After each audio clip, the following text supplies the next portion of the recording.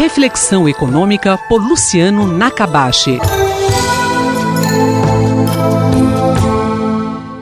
Professor, na última semana o IBGE divulgou a taxa de desemprego para o trimestre encerrado em janeiro, que subiu para 12%, um aumento depois de 2 quedas seguidas.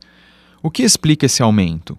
Tudo bem, Gabriel? Então, quando a gente olha essa questão do trimestre que se encerrou em janeiro e a gente teve um aumento do desemprego para 12%, estava 11,6% no trimestre encerrado em dezembro e subiu para 12%. Então tem uma questão sazonal, onde dezembro costuma ser um mês de grandes demissões e janeiro também, quando a gente pega o mercado de trabalho como um todo, formal, informal, né? Janeiro é um mês muito fraco em termos de geração de emprego e final de ano, começo de ano, tende a ser um período onde aumenta a taxa de desemprego. Não foi assim em 2015, 2016, porque a taxa de desemprego foi crescendo em todos os trimestres, mas foi uma questão muito atípica da crise. Mas é uma taxa extremamente elevada, né? A gente pega 12% de desempregados e ainda tem os desalentados, né? São as pessoas que não entram nesse 12% porque eles perderam a esperança de achar emprego naquele momento, desistiram de buscar emprego. Então, esses 12% são só aquelas pessoas que de fato procuraram trabalho. Então, as pessoas que querem trabalhar acaba sendo uma proporção ainda maior. O que explica muito essa questão é esse fraco crescimento, a fraca recuperação da economia. A gente teve uma crise muito forte que jogou a taxa de desemprego próximo aos 14% no pico. E em 2017 a gente cresceu 1%, 2018 provavelmente vai ficar em torno de 1% também. Crescimento fraco, todo mundo esperava fechar pelo menos próximo de 1,5%. Já mais para o final do ano se tinha essa expectativa do 1,5%, mas a indústria teve um desempenho muito fraco após a greve dos caminhoneiros e também no final de 2018. Então a economia de fato está tendo dificuldades para se reerguer, o que explica bastante essa questão dessa lenta recuperação do mercado de trabalho e essa alta taxa de desemprego. Qual a perspectiva para os próximos trimestres?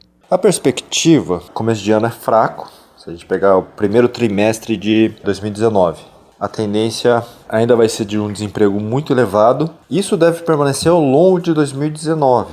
Existem expectativas de que a economia cresça entre 2% e 2,5% em 2019. As instituições estão estimando um crescimento nessa faixa, mas na minha visão ainda está muito em aberto.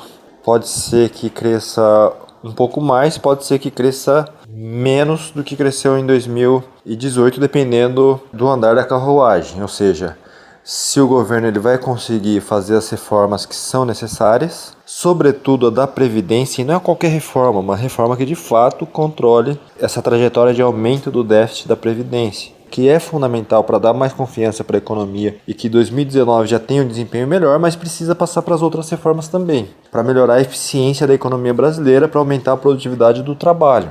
A questão da reforma tributária, a questão de mecanismos que favoreçam o investimento do setor privado, parcerias público-privadas, um ambiente de negócios que reduz o custo do Brasil. Então tudo isso tem que ser pensado já em 2019, quando o presidente tem mais capital político para tocar reformas que não são populares, mas que são extremamente relevantes para que o país possa apresentar uma taxa de crescimento mais elevada. E tem uma equipe econômica de excelente nível que vai saber colocar as medidas que são necessárias, mas não depende só da equipe econômica, muita coisa vai depender da habilidade do presidente, da sua equipe de uma forma geral, da econômica, mas também dos articuladores, porque vai precisar passar muita coisa pelo Congresso.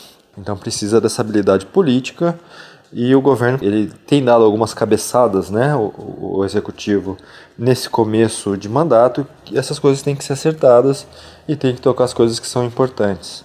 Nesse caso, a economia recuperando a uma taxa mais elevada, mais forte, é possível que no final do ano já tenha uma redução boa na taxa de desemprego, mas começando a 12%, certamente vai terminar o ano ainda numa taxa de desemprego elevada. É uma questão que vai sendo resolvida ao longo do tempo, caso a economia brasileira mantenha uma taxa de crescimento em torno de 2,5% a 3% ao ano. Aí a gente vai conseguir, ao longo do tempo, perceber uma melhora, uma redução dessa taxa de desemprego. Eu sou Gabriel Soares, nós ouvimos o professor Luciano Nakabashi, da FEA USP Ribeirão. Reflexão econômica por Luciano Nakabashi.